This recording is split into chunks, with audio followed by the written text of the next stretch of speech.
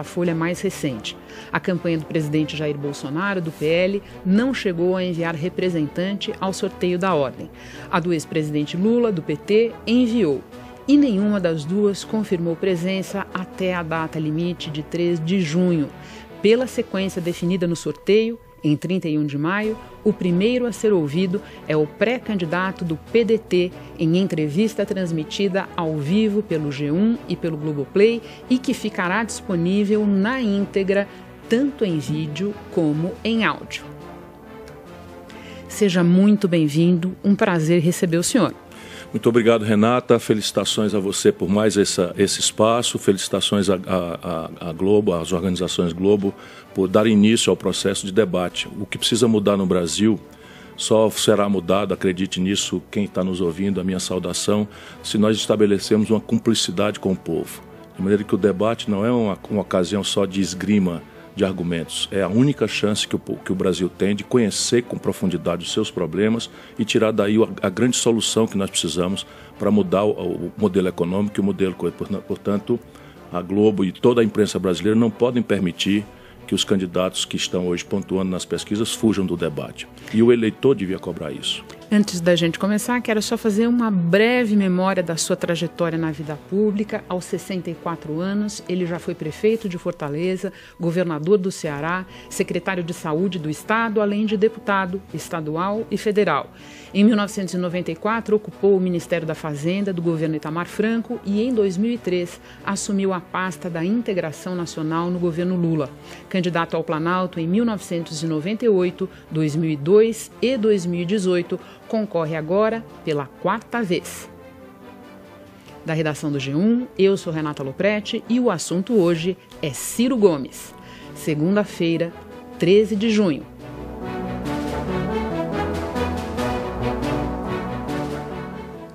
Lembrando que a nossa conversa terá 1h30 a partir de agora.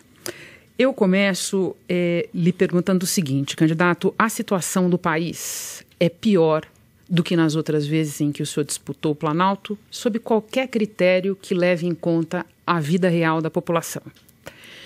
E tende a ficar pior em janeiro, porque o atual governo está sinalizando que vai fazer qualquer negócio com as contas públicas até as eleições de outubro. As suas condições também são mais difíceis, sem prejuízo do seu sólido terceiro lugar nas pesquisas, porque houve uma aglomeração precoce de intenção de voto no Lula e no Bolsonaro. À luz disso, as circunstâncias do país e as suas, o que motiva o senhor a tentar disputar a presidência pela 4ª vez? Eu me faço essa pergunta e só encontro uma resposta: amor, paixão, percebe? Porque a situação do Brasil é absolutamente trágica, Renata. E você coloca com um texto bastante elegante, que é sempre o seu texto, que por qualquer ângulo que se queira considerar. Mas nós precisamos especializar isso para quem está nos ouvindo. Não há precedente no Brasil de 70 de cada 100 pessoas do mundo do trabalho ou estão no desalento, desistiram de procurar emprego, ou estão desempregadas abertamente, ou estão na mais terrível informalidade da história brasileira. O que é informalidade, para a gente não passar com um termo gelado diante de um drama popular de esmagadora maioria? É uma jornada semanal que tende a 60 horas, sem nenhum descanso remunerado para ir ao culto ou para ir à missa, sem férias. A saúde mental da família brasileira está se deteriorando, a gente vê os indicadores na estrutura de atenção psicossocial do Brasil. É impressionante a explosão de demanda por psicotrópicos, por calmantes, por remédios para dormir, porque a sociedade brasileira está com saúde mental precarizada. E no limite, que é o que mais me comove dramaticamente, é que nós estamos produzindo 50, 60 milhões de pessoas que daqui 15, 20 anos, quando chegar a velhice, não terão nenhuma oportunidade de aposentadoria, nenhuma cobertura previdenciária. E isso lá não tem solução. Só tem solução se nós discutirmos agora aqui como é que a gente sai dessa intrincada condição social. Quando a gente olha pelo outro lado, você tem a inadimplência das famílias, para dar números. E isso é a base do que eu quero propor para o Brasil, uma agenda pragmática, objetiva, comprometida em achar soluções para estes concretos problemas do Brasil.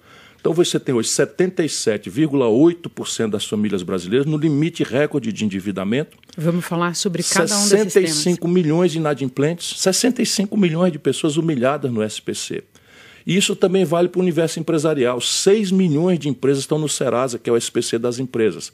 E você tem que a renda apurada pela média é a pior da história. O sintoma disso é o salário mínimo brasileiro, que só perde para o da Venezuela, que é um caos institucional de décadas, não é que aqui no Brasil o PT defende. Eu tenho uma repulsa a isso que acontece na Venezuela, mas o Brasil só perde em matéria de salário mínimo para a Venezuela. E a inflação que eu ajudei a combater, não é, lá como ministro da Fazenda, hoje na cesta básica galga 30%, 35%. Alguns preços, por exemplo, da vida real do povo, energia elétrica, estão aí subindo 200% acima da inflação nos últimos anos. Olha, é a tempestade perfeita. Nós vamos falar de vários desses temas que estão contemplados no seu Projeto Nacional de Desenvolvimento, consagrados aqui neste livrinho que está em cima da minha mesa.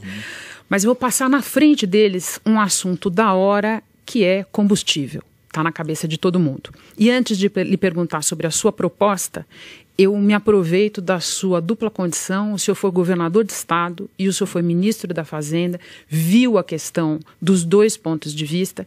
Então eu lhe peço que me descreva, que me dê um nome para o que o governo federal está tentando fazer à custa dos estados, eu quero dizer, a despesa de educação e saúde dos estados, para segurar o preço dos combustíveis até outubro.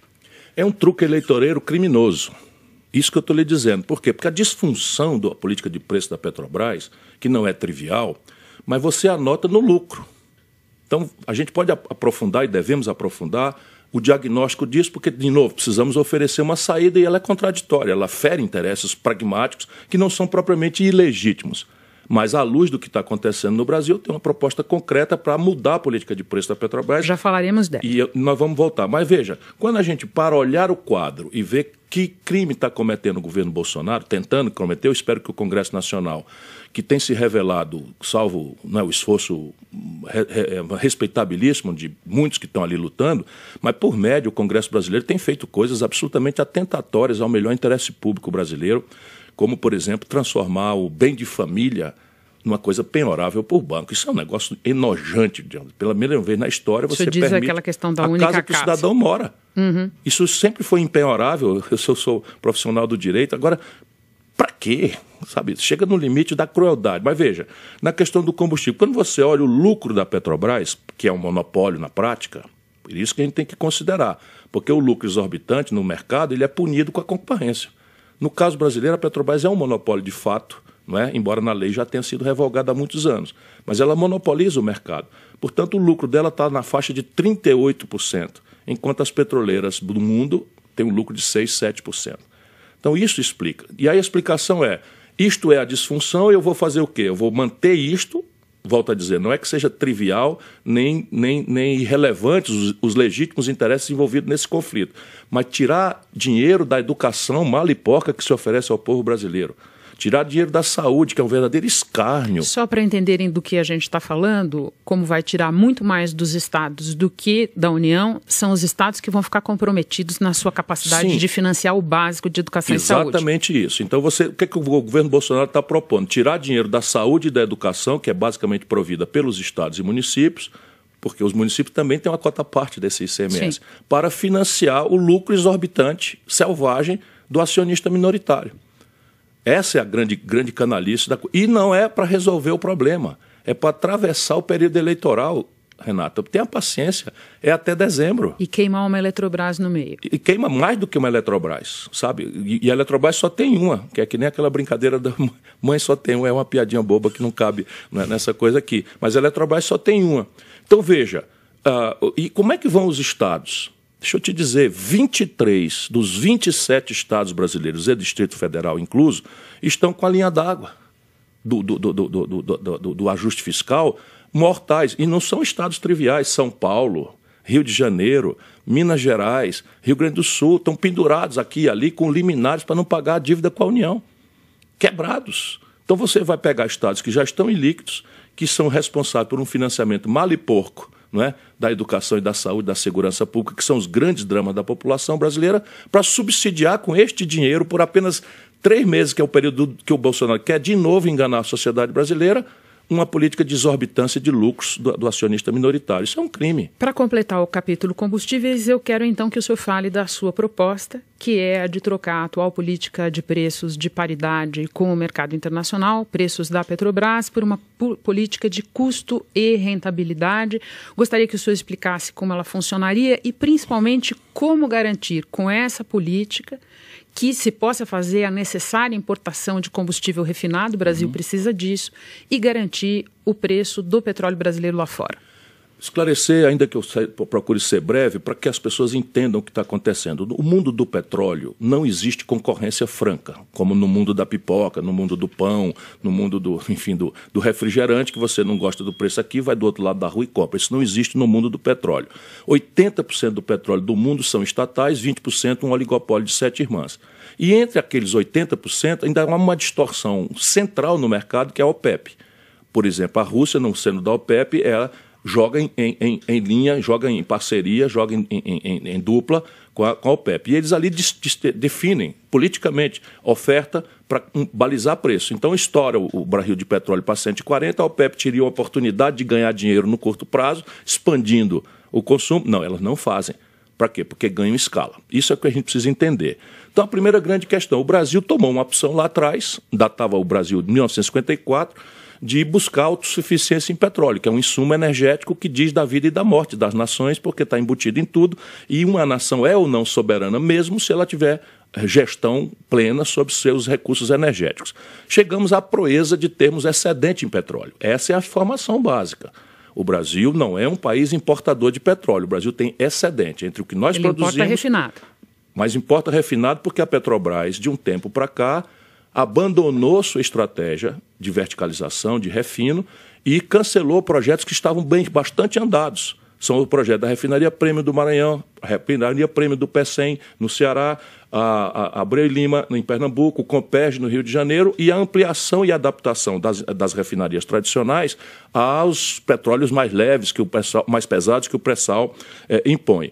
Trata-se, então, obviamente, de retomar uma visão estratégica para a Petrobras. E agora mais dramático. Por quê? Porque o combustível fóssil, temos que bani-lo da nossa realidade. E isso tem que ter um prazo. A Europa está tomando aceleração nesses prazos e o Brasil nem sequer projeto tem para isso. Então nós precisamos fazer, por isso é que a minha política não é só uma política de preço, é uma política de energia, de soberania e de desenvolvimento para o Brasil. Então qual é a minha ideia? A minha ideia é que a Petrobras vai cobrar do povo brasileiro os seus custos de produção em real, tanto quanto sejam em real os seus custos de produção, mais uma rentabilidade em linha com as melhores práticas internacionais, o que quer dizer 7% de lucro, um DX adicional para amortizações de dívidas, etc., e remunerar imobilizado, só para ficar bem tecnicamente explícito, embora seja um assunto mais árduo, o que eu quero dizer, não haverá demagogia no preço da Petrobras, apenas não é razoável que a gente faça produzir um barril de petróleo no Brasil por $10, esse é o custo básico de produzir um barril de petróleo,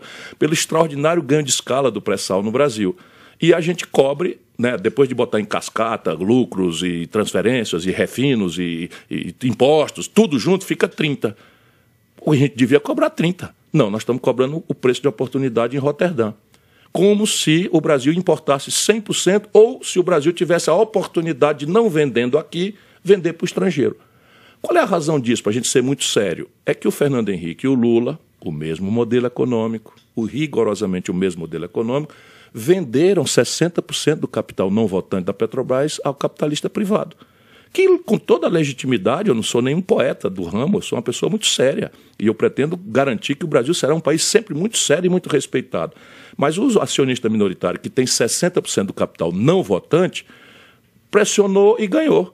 Agora a Petrobras não é mais uma empresa estratégica, não é, que faz a política de energia de um país, com os padrões de seriedade e eficiência que foram abandonados, corrupção generalizada no Fernando Henrique e no Lula. Nós todos vimos isso. Quer fazer de conta que não aconteceu. Eu sei com números, detalhes, se você quiser tomar nós vamos falar de política, dos seus adversários. Eu só não queria perder a oportunidade da gente continuar passeando por itens. Perfeito. Então, comigo é o seguinte, no primeiro dia, 2 editais serão publicados, ambos para ser, vamos dizer, honesto com o povo brasileiro e com o acionista minoritário, que também merece ser tratado com seriedade e respeito. O primeiro edital anunciará que a política de preço de paridade de importação será revogado e que haverá um PPE, só para ficar na sigla, em vez de PPI e PPE. Vai ser uma política de paridade de exportação, que na prática é custo Brasil em real, haverá um DX dolarizado, que é o 30% de importação que nós temos ainda que garantir por transição, mas é 30%. Só para você ter uma ideia de como se esse país é assaltado, esses 30% que vêm para o Brasil, com frete, com seguro, etc., contamina o preço dos 70%. Inclusive o frete do petróleo, que é do derivado produzido aqui. Deixa eu lhe fazer um pedido. Eu preciso fazer um alerta importante para quem está seguindo a gente pelas redes sociais. A partir de agora, você que está acompanhando a entrevista com Ciro Gomes, pode continuar na transmissão completa do G1, em g1.com.br e também no Globoplay. Deixa eu colocar um ponto que eu estava te dizendo que são 2 editais, só para arrematar o raciocínio. Então, o primeiro edital vai anunciar que vai trocar a política de preço. Qual é o efeito disso no mercado? É um fato relevante, eu estou anunciando na campanha, né, vou levar tantas as pancadas, porque há interesses muito poderosos envolvidos nisso. Mas o que é que eu quero? Ser sério. Então, será publicado um edital vizinho àquele primeiro, que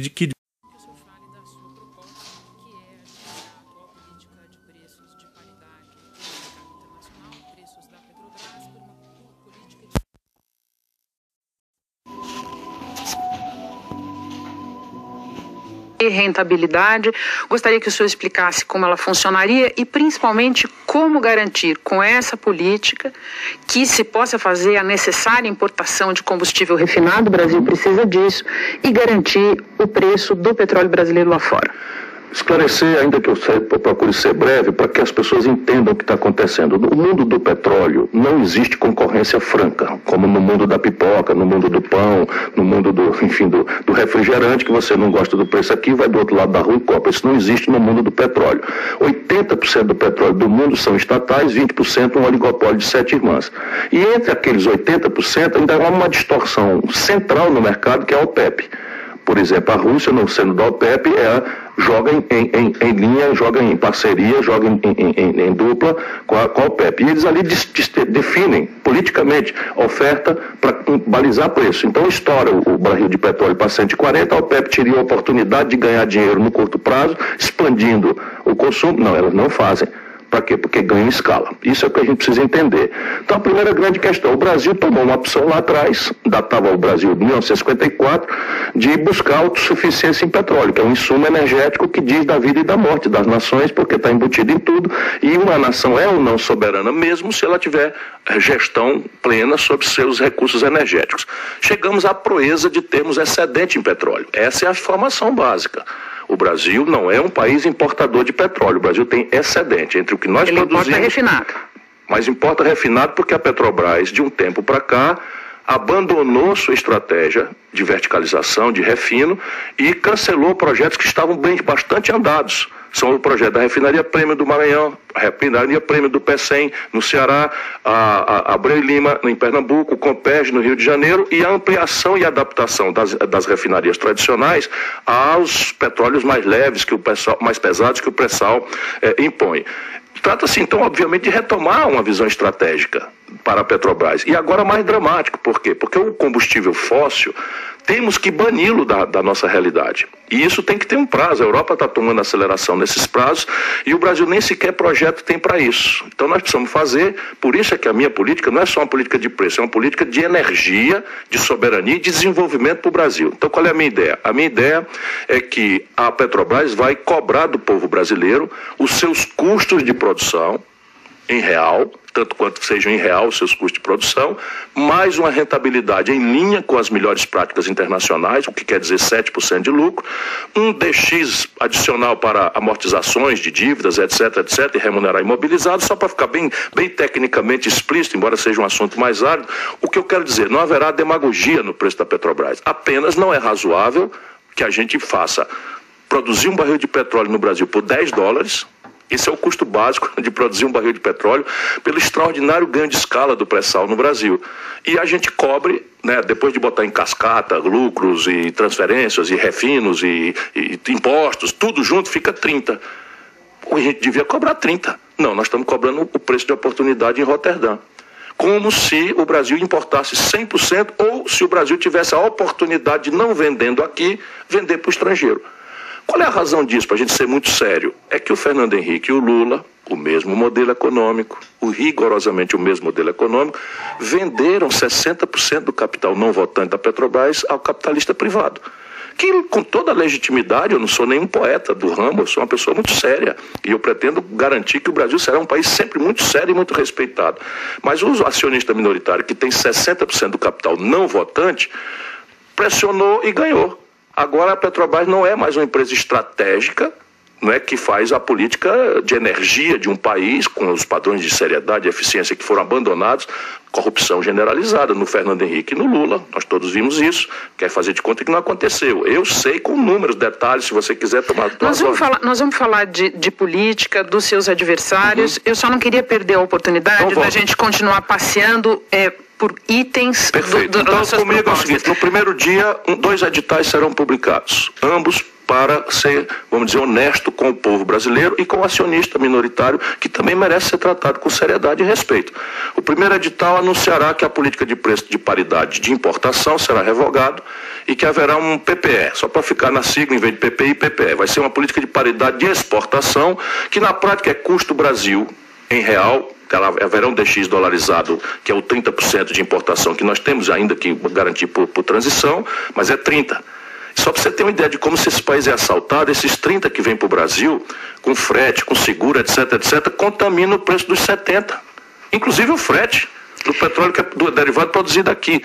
Deixa eu lhe fazer um pedido. Eu preciso fazer um alerta importante para quem está seguindo a gente pelas redes sociais. A partir de agora, você que está acompanhando a entrevista com Ciro Gomes, pode continuar na transmissão completa do G1, em g1.com.br e também no Globoplay.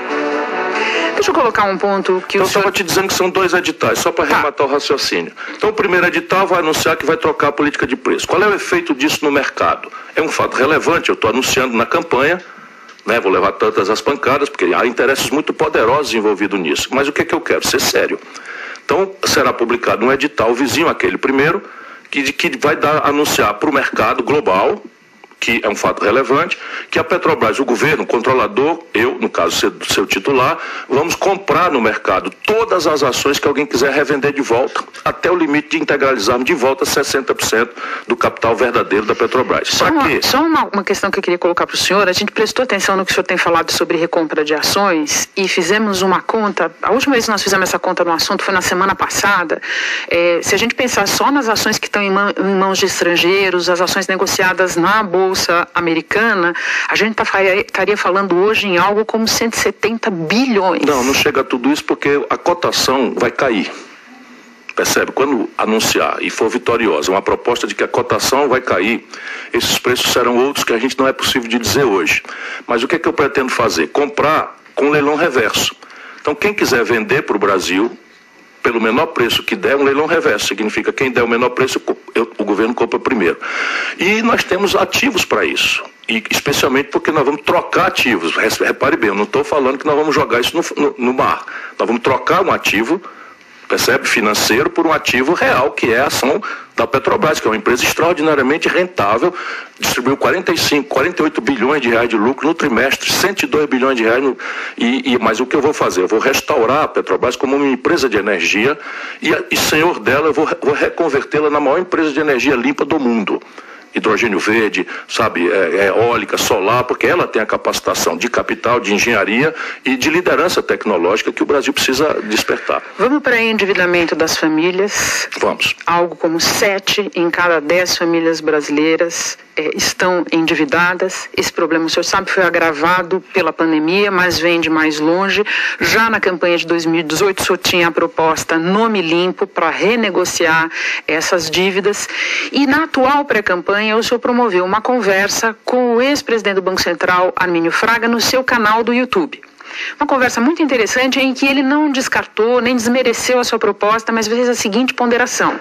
Olha, eu acho que é um enorme esforço público que vai compensar pouco, porque o problema central é o custo do crédito. Se não resolver isso, apenas se recomeça um novo ciclo de endividamento. O que o senhor pensa desse entender? Eu sempre gosto de conversar com gente que pensa diferente de mim, especialmente gente brilhante como Armínio Fraga. Eu quero só fazer essa homenagem a esse grande brasileiro quem praticamente... Ele disse que não é tanto a nossa discordância e tal.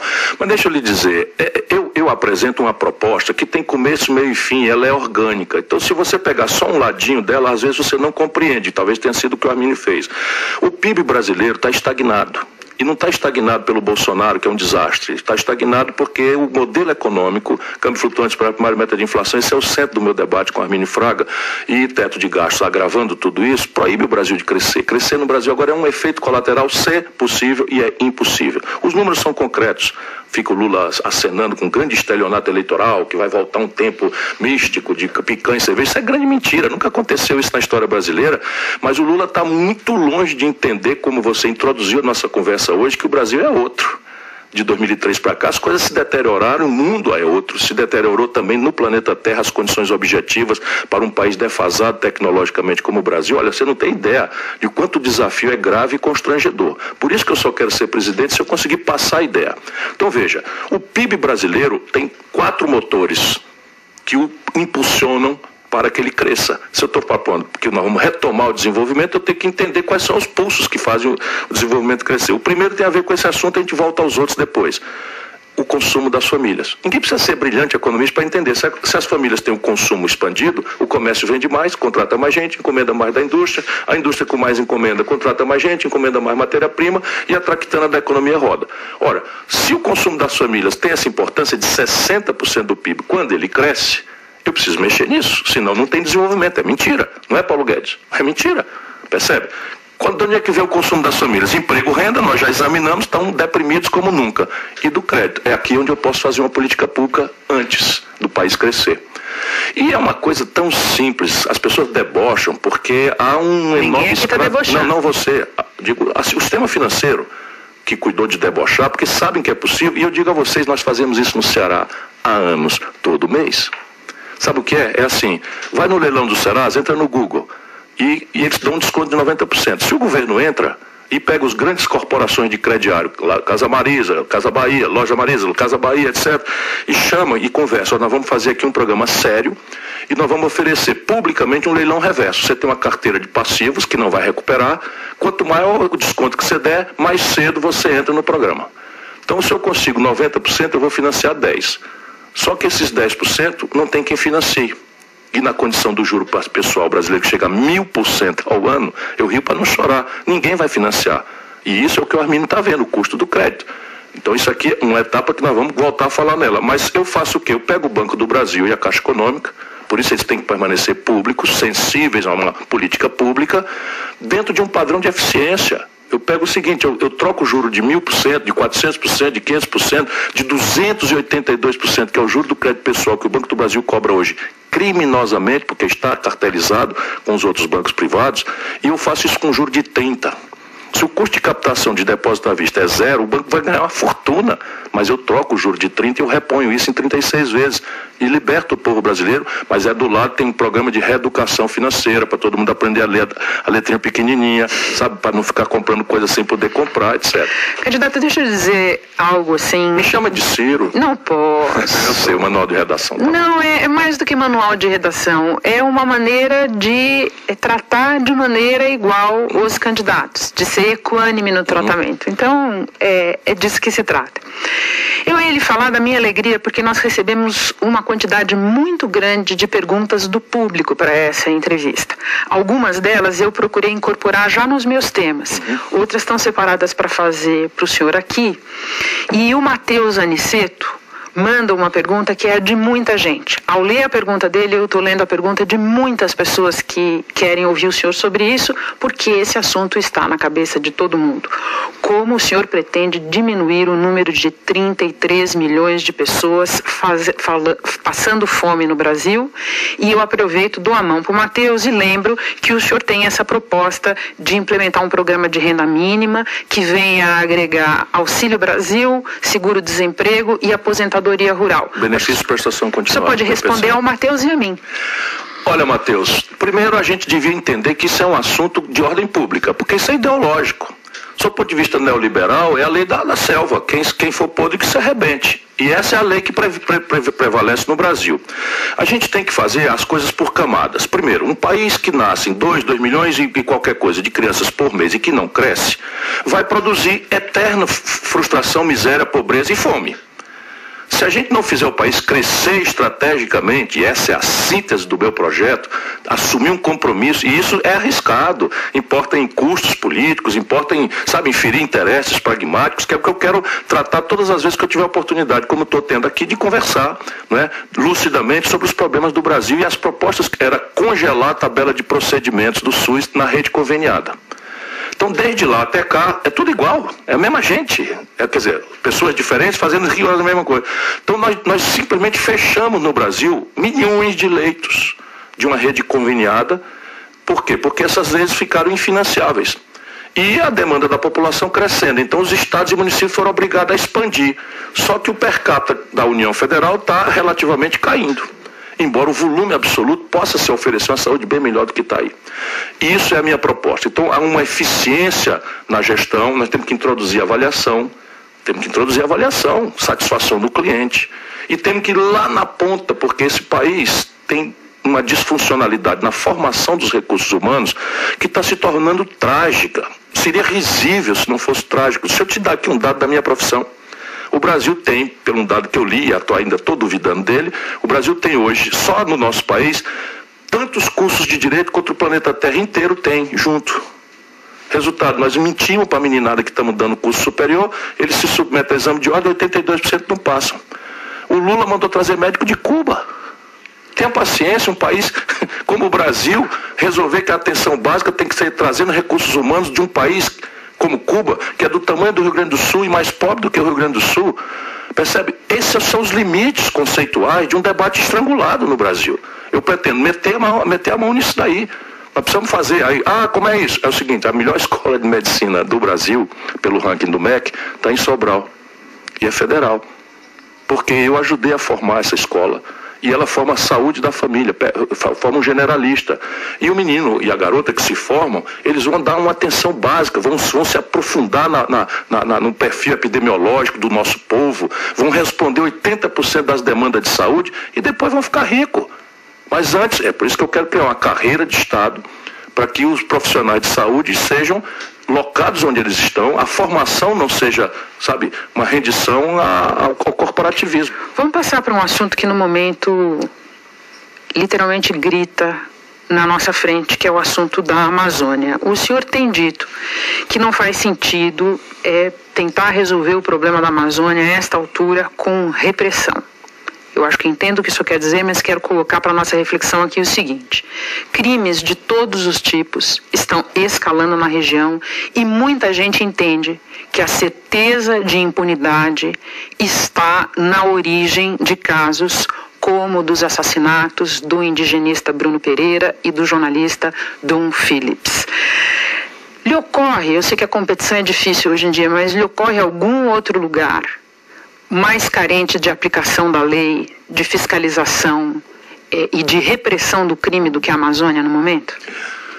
Sim, a periferia de todas as grandes cidades brasileiras também é território sem dono hoje. É por isso que eu lhe disse que a competição é difícil, mas este assunto, o senhor concorda comigo que esse assunto, inclusive nesta segunda-feira em que nós estamos conversando, está gritando na nossa cara? Eu vou voltar a isso, eu apenas fiz por provocação, porque a percepção, a sentimento, isso tem a ver com um pouco a atitude do povo brasileiro em relação à Amazônia. Percebe? O drama do nosso povo na periferia, dominada por facções criminosas que nasceram, se constituíram e se sedimentaram durante os 14 anos de conversa fiada do Lula e do PT. Eu entendo o que o senhor está falando, mas eu não quero que a gente perca a oportunidade de discutir essa questão. Eu lhe dou toda a razão. Mas por que a Amazônia é tão assim desprezada e abandonada? Porque todos os tratos e fatos da Amazônia não estão na emergência do nosso povo brasileiro. E isso está errado. Por quê? Porque boa parte das soluções para a Amazônia também não dão ao povo amazônico, 40 milhões de brasileiros, a sensação de pertencimento. Parece sempre que tem um burocrata entre Brasília, São Paulo e Rio, dizendo como é que deveria ser organizado. Deixa eu explicar isso, porque senão não vai mudar nada. Você não tem ideia de quanto perversa é a opinião na Amazônia. hoje em relação a essas coisas que para nós, para nosso padrão de civilidade, de humanidade, seria uma coisa absolutamente chocante. Mas, sabe, ouvir na elite ali de que índio bom é índio morto, sabe, é muito trivial para quem tem intimidade como eu tenho há muitos anos. Então, o que é que nós precisamos fazer? Nós precisamos nos assenhorear da questão amazônica. Isso impõe outra ferramentaria de institucionalidade, ou seja, o que eu quero fazer, um zoneamento econômico ecológico. Nessa área onde provavelmente assassinaram... Ele existe, né? Só que ele não é levado a sério. Não existe nada. Em 2010, se eu não me engano, um zoneamento nos termos que o senhor propõe no livro, só que ele não é levado a sério, ele trabalha. Não existe nada, porque o pouco que existe, eu iniciei lá no Pará, ele não tem o que os americanos chamam de enforcement. Enforcement é o seguinte, a lei que no Brasil pega e a lei que não pega. Nesse caso aqui, o ordenamento não pode ser um gesto tecnocrático e macroscópico. Nós temos muita unidade de conservação, tudo invadida. Nós temos muita reserva indígena, tudo ocupada por garimpo ilegal, percebe? Então, esse macrozoneamento, ele não é o que eu estou propondo. Eu estou propondo no território uma coisa especializada que tem a ver com aqui pode, aqui não pode. O que pode? Quais são as atividades? E um grande programa de reconversão produtiva, porque o Brasil chamou o povo do Rio Grande do Sul, do Nordeste, para ir integrar para não entregar a Amazônia 30 anos atrás. Sabe a condição de titular um pedaço de terra no Sim. Pará, ali na Transamazônicas e tal, era mostrar que desmatou. Sim, mas de repente a mesma geração agora transformou-se em marginal. Eles não entendem isso. Por isso só para lembrar, nós estamos no começo dessa nossa conversa, nós estávamos falando de um crime bárbaro Sim. que acaba de acontecer. E quando o senhor fala em retomar o controle, eu me lembro que o senhor também propõe a ampliação da atuação dos militares na Amazônia. A faixa de fronteira. Daí eu preciso lembrar, acho importante, que o governo Bolsonaro multiplicou as operações militares na Amazônia. Mentira, Renata. Deixa eu contar, mas espera aí, pode ser mentira, mas custou 500 milhões de reais com os resultados que nós estamos vendo. O desmatamento escalando, fora os crimes de todo tipo. À luz disso, eu lhe pergunto, é de fato uma boa ideia envolver os militares ainda mais na Amazônia? Por imperativo da missão institucional deles. O que não é razoável é você envolver militar no processo eleitoral. Erro do ministro Barroso, erro do ministro Barroso, erro grave da defesa, que até hoje está aí. Vamos cuidar da fronteira. Eu prometo para o senhor que a gente fala do processo eleitoral mais adiante. Então veja, a faixa de fronteira seria um dos maiores países do mundo. No Brasil, tamanha a nossa fronteira seca. Se você tomar lá do Monte Roraima até ali o Santana do Livramento, na faixa de fronteira no Rio Grande do Sul, você tem uma gigantesca estrutura e completamente abandonada. Então, esses crimes bárbaros, que eu espero, não é, que sejam punidos exemplarmente, eles aconteceram porque ali virou terra sem lei. Eu conheço Tabatinga, eu fui hóspede desse general Heleno, né, lá no quartel do Brasil, lá em Tabatinga, entrei nessa região que está aí, fui lá conversar com os ticunas, sabe, eu conheço o Brasil intimamente. Isso ali é uma terra sem dono.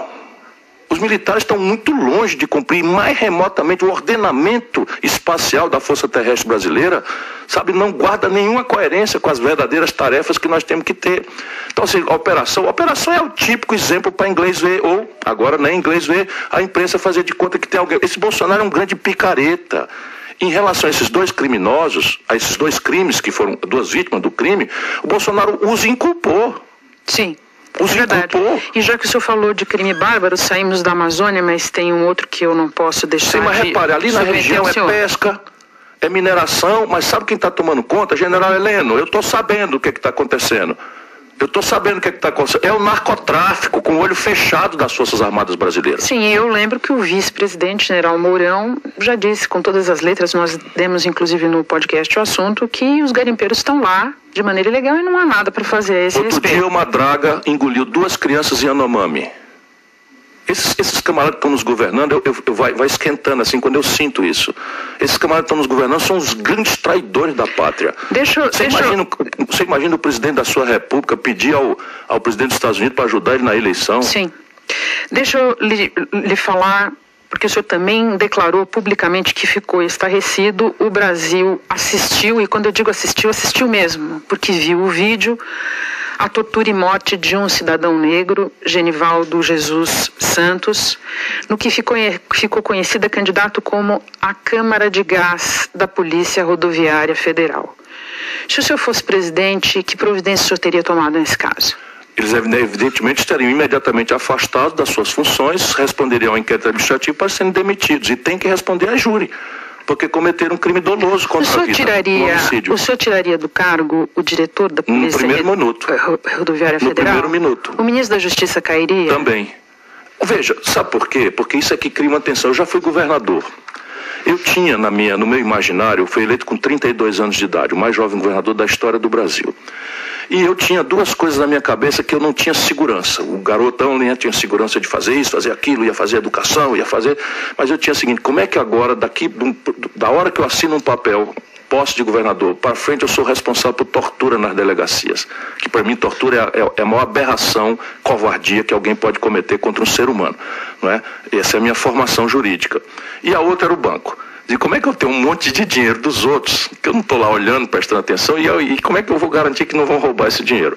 Aí eu acordava a madrugada dentro, às vezes com pesadelo. O que eu criei? Criei uma cultura, resolvi instrumentalizar esse meu sentimento, que era a cultura de tensionar contra aquela aberração. Então eu pegava o meu carro, pessoal, e saía de madrugada, como eu gosto de fazer, sem segurança, sem coisa nenhuma, e dava um incerto numa delegacia. Criei a fama de que o governador ia chegar de madrugada em qualquer lugar. E peguei um, demiti, peguei outro, demiti, peguei um, demiti, peguei outro, demiti. Eu acredito que eu dei uma zerada boa na minha época nessa coisa. Que é o que você tem que criar. Se o presidente da República dá de cima, se deixa alienar e não tem essa coisa da exemplaridade, das tensões, e não conhece. No Brasil nós temos uma apologia da ignorância. Você não sabe dar uma ordem, não sabe avaliar uma política. E o Bolsonaro, ele é organicamente comprometido com as milícias do Rio de Janeiro. O Bolsonaro vai votar no impeachment e vota por um torturador bárbaro, o único que foi condenado pela justiça brasileira. Percebe? Se o presidente é assim, o que aconteceu nas polícias? Aconteceu isso, a bolsonarização de uma parte importante das polícias. Eu tenho uma pergunta há muito tempo comigo para lhe fazer a esse respeito. O senhor citou vários exemplos do que foi conseguido no Ceará durante os governos do seu grupo político. E eu me lembro que no Ceará são muito visíveis também, hoje, dois fenômenos da história brasileira recente, ambos relacionados à polícia. Primeiro, o descontrole, vamos lembrar o motim de 2020. Dois motins. No qual, estou lembrando especificamente daquele em que seu irmão, senador, ex-governador, foi baleado. E um outro fenômeno que é o da ascensão das candidaturas vindas, oriundas das forças de segurança. Nesse momento, Capitão Wagner, que hoje está no União Brasil, lidera a disputa pelo governo do Estado. De que maneira esses fenômenos viraram o vento da política num Estado que o grupo político nascido com o senhor governa há décadas? Veja, eu tenho uma hipótese, é um fenômeno que também me assusta. Como é que um Estado que tem conquistas tão relevantes, tão de massa, estou falando para você, 60% dos garotos do Ceará estão matriculados na escola em tempo integral. 60%, não é 10% para fazer modinha para a imprensa, não. E tem já o projeto de universalizar para 100%. Então você tem uma escola profissionalizante que é modelo, que não tem nada. E ao mesmo tempo aconteceu de verdade isso. Eu tenho uma hipótese. A hipótese tem um lado venial, produzido pela minha tropa, e um lado mal, produzido pela minha tropa. Tropa a qual eu pertenço, eu não sou chefe de ninguém. Sabe, eu nunca mais quis voltar no Ceará, nunca mais. Eu seria muito popularmente governador eleito em outras ocasiões, nunca mais quis ser, nem fui reeleito e nunca mais quis voltar. Pelo contrário, achava que a minha tarefa era preparar uma nova geração, que aqui para nós está batendo um bolão. Né? São todos jovens, qualificados, nenhum é corrupto, nenhum tem empresa, nenhum tem TV, sabe? Estão todos eles ali governando, dando exemplo. Então, e esse eu fico feliz em realizar. Mas qual é a parte venial? Nós entramos para dar, vamos dizer, prioridade à segurança. E aí foi feita uma revolução em matéria de formação, a academia mais moderna do Brasil, equipamento. Revistas elitistas daqui de São Paulo chamava Miami Vice, para debochar, porque a viatura da Polícia do Ceará é tecnológica, com TV, com gravação, para impedir tortura, para impedir o pneu do carro, se for trocado, acusa lá no eletrônico, tudo de última geração, copiado do que havia do estado da arte, da tecnologia em matéria de segurança, e gente e salário. O que aconteceu? O Ceará é um estado muito pobre. E a polícia do Ceará, ao fazer concursos, resolveu, né, pagando os salários, que na média do Ceará não são tão generosos na média do Brasil, mas no Ceará estão bastante acima da média da realidade econômica do pobre, do classe média do Ceará. Resultado, 2/3 dos policiais, soldado, tem nível superior. E por pouca aptidão para a segurança, penso eu, venialmente. Eu acho que isso é uma coisa que a gente tem que pensar. Depois houve o primeiro motim. E no primeiro motim, se eu fora o governador, ou se os meus aconselhamentos tivessem sido ouvidos, ele teria sido reprimido com a dureza da Constituição. E os seus autores teriam pago na cadeia e na expulsão da PM. Eles não fizeram isso. Foi o meu irmão. Negociaram, ponderaram e criaram essa cobra. Entendi. Candidato, eu me lembro bem de 2018. O senhor foi das primeiras vozes a dizer com clareza que os militares estavam extrapolando das suas funções constitucionais. Eu me lembro que a gente teve uma conversa no Jornal da Globo a esse respeito em setembro, e o trecho que nós vamos mostrar agora, o senhor se referia ao general Vilas Boas, então comandante do Exército. Vamos ver? Ele me convidou para ir no quartel-general, no Forte Apache, em Brasília, onde ele exercita o comando, e eu disse a ele que não era próprio o comandante do Exército convidar um candidato para conversar. Não acho próprio, por isso simplesmente não acho próprio. E ele perguntou então, muito gentilmente, se eu aceitaria em conversar com ele na casa dele. Eu aceitei e fui lá. Tivemos uma conversa muito franca em que eu claramente anunciei para ele que esse general Mourão está escalando o golpe no Brasil e que eu ia enfrentá-lo. E o general Mourão considera o general Vilas Boas amigo e irmão. E eu sou um brasileiro que conheço a lei. Conheço a lei e dou valor a ela. Está proibido o comandante militar dar opinião sobre política. Simples assim. Candidato, quase 3 anos depois, em entrevista ao Pedro Bial, o senhor disse que havia mordido a própria língua, porque imaginava que os militares iriam moderar o Bolsonaro. E, no entanto, o que aconteceu, nas suas palavras, foi que ele subornou parte da cúpula das forças. Muita gente pensava como o senhor, e hoje eu me pergunto se isso não seria mais uma ilusão. Os militares entraram em massa no governo para moderar o Bolsonaro ou simplesmente para voltar ao poder? Hoje fica muito claro que os que remanescem, que boa parte daqueles que eu imaginava, porque eu conheço bastante, muitos deles eu tenho para minha honra, embora às vezes fique envergonhado de ver outros companheiros, todas as medalhas militares, todas, do Exército, da Marinha, da Aeronáutica, todas e tal, e acho, meu projeto defende com toda clareza de que o Brasil não terá um projeto nacional sem uma política exterior competente, moderna, não é? E uma força de defesa capaz de nos dar a oportunidade de dizer não. Não é para ir à guerra contra ninguém, mas é preciso ter capacidade dissuasória de afirmar os interesses nacionais. Portanto, eu tenho que sempre achar um lugar aí que, preservando esse conceito de que o país precisa respeitar das suas forças de defesa, eu não posso aceitar calado o que está acontecendo. Então, os bons militares, de quem eu imaginava pudesse sair uma moderação, foram embora. Mas os que ficaram lá têm essa duplicidade de corrupção. Olha que coisa drástica e grave, corrupção. Tá aí, passaram coisa e tal, mas o Bolsonaro deu uma ordem ilegal e mandou o comandante do Exército comprar toneladas de cloroquina que vão ser jogadas no lixo. E eu fui olhar, o contrato foi superfaturado escandalosamente com a assinatura do comandante do Exército. Constrangimento para mim, que defendo, né, e acredito até na honradez do próprio comandante do Exército, mas aceitou uma ordem ilegal. Então veja o que está acontecendo. Renata, tem 3.800 militares da ativa dobrando salário em cargos políticos. No meu governo, primeiro dia, está proibido militar participar de cargo político. Ele é um cidadão como qualquer outro, ok, mas deixe de ser militar e venha. Vai pedir baixa, pede ir para a reserva e aí pode ser recrutado. Mas na ativa, você está em cargo político sabe, é um negócio de doido. Estão transformando o Brasil numa república de banana. Tenho várias perguntas sobre política para lhe fazer na sequência. E eu descobri uma coisinha só que talvez valha a pena de se aprofundar. Essa troika que ficou perto do Bolsonaro, fanatizada, é tudo frota boy. Sabe o general Silvio Frota, lá atrás, que tentou um golpe contra o general Vaz? Esses canalhas eram todos os garotos que o Frota formou.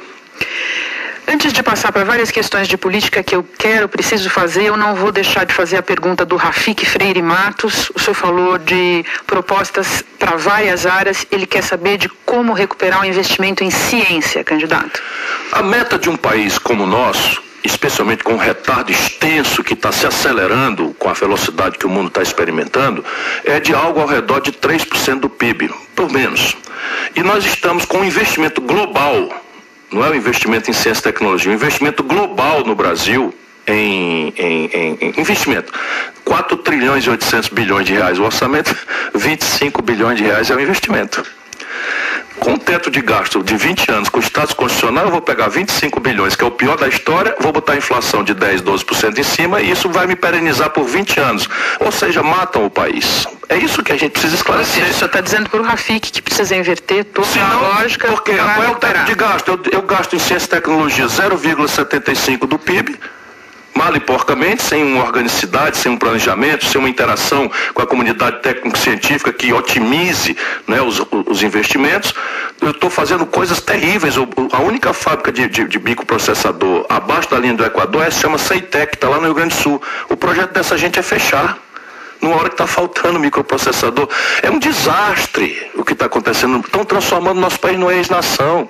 Não duvide disso, e é para atender interesses estrangeiros muito poderosos. Eu vou virar a página aqui, porque tem muita coisa importante que ainda quero tratar com o senhor. Mais breve nas respostas. O senhor há pouco mencionou o presidente da Câmara, Arthur Lira, e eu me lembro que o senhor já disse que pretende acabar com as chamadas emendas do relator ao orçamento, que na realidade constituem o chamado orçamento secreto, no primeiro dia do seu governo. Lembrando que no primeiro dia do seu eventual governo, o Arthur Lira ainda estará presidente da Câmara e que ele eventualmente poderá continuar presidente da Câmara por mais 2 anos se ele conseguir.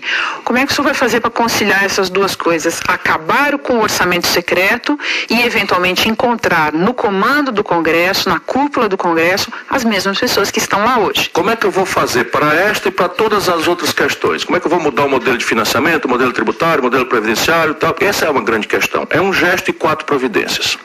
Primeiro gesto, eu abro mão da minha reeleição em troca da reforma do país. Porque a gente percebe quanto deletério, quanto destrutivo foi da vida republicana. No Twitter, um acompanhante nosso aqui, integrante do público, lhe perguntou se o senhor, ao acabar com a reeleição, pleitearia um mandato maior. Não quero pleitear mandato maior, nem coisa nenhuma, porque o que nós precisamos fazer é o que nós temos tentado fazer nos